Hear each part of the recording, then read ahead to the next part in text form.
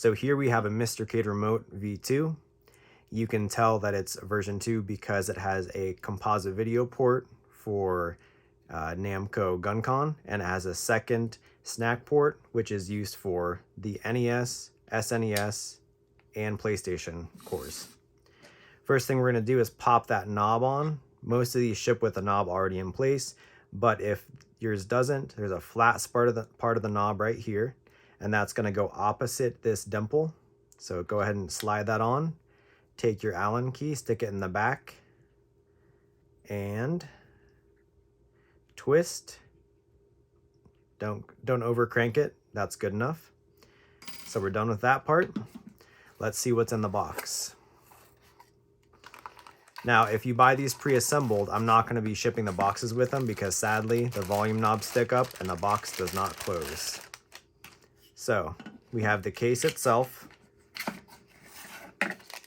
We have a Mylar bag, and dump this out carefully because there is both a large rubber pad for the bottom as well as 4, I believe these are M3 or M2.5 screws, M2.5 probably.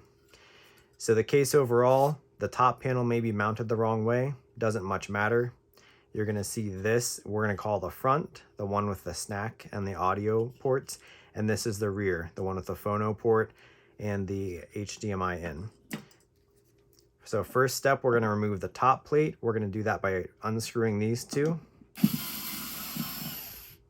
And the screws are very short.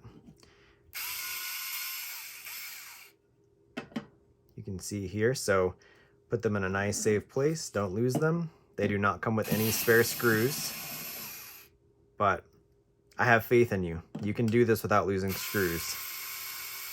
If not, get a little bowl or something to drop them in.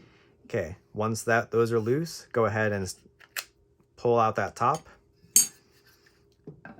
Now simply take the remote with the HDMI ports facing forward and drop it in at an angle, and you're gonna see that it just kind of barely clears everything.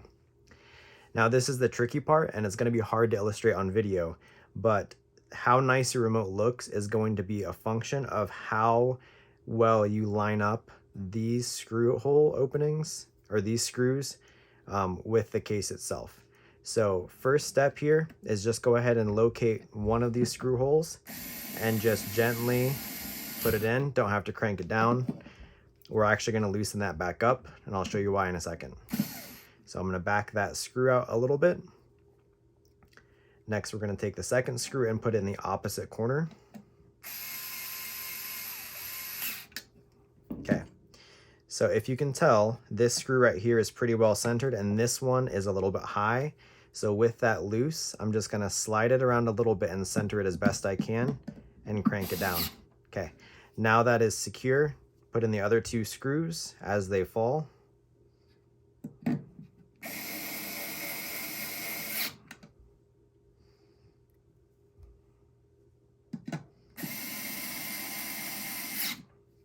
All right, and with that being done, we're gonna drop this top plate. The remote volume knob just barely fits inside that opening.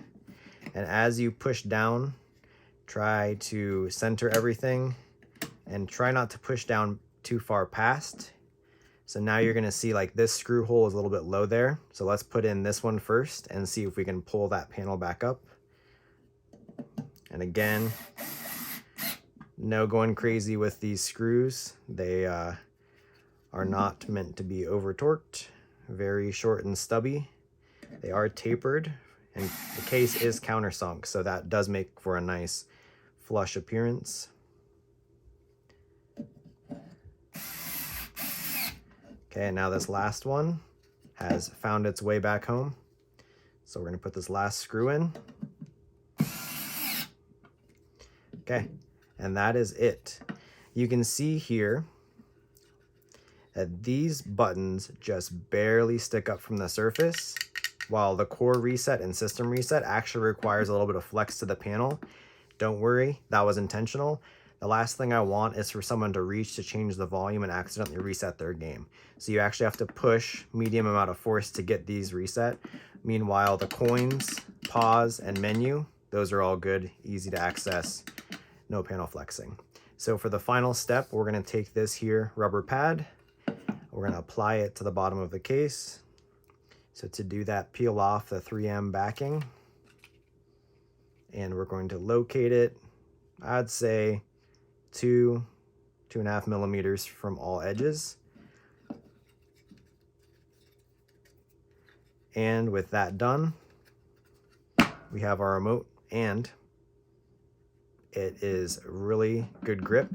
So if you're putting this on your control panel top like I am, this on the instruction glass of a candy cabinet is going to be a nice solution.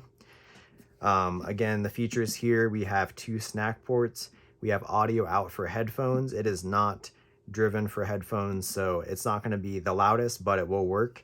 You can control your cabinet volume from here. You can coin up either player. You can pause, and of course this button requires correct mapping in the core itself, but all of my pre-configured cores have this mapped to, I believe it's the service button.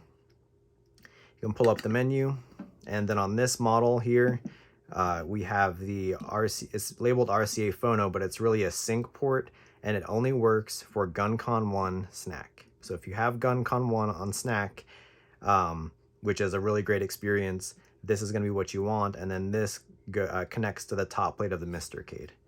Overall, super happy to have this finally done. I think the case designer did a really nice job, and let me know what you think in the comments below. Any questions, you know where I am, MiSterAddons.com. You can email me there. You can hit the chat button. I don't monitor chat, but I do respond several times per day. And yeah, the other thing I wanted to show before we wrap up here is the version 1 case, which I also have, which is exactly the same, except it only has 1 snack port and it does not have the GunCon sync port. Otherwise, they are functionally identical, and they will be available at my site, MiSterAddons.com. I keep all of the MiSTercade accessories, bundles, everything on the MiSTercade page, so just use that drop-down menu. Thanks a lot. Have a great day.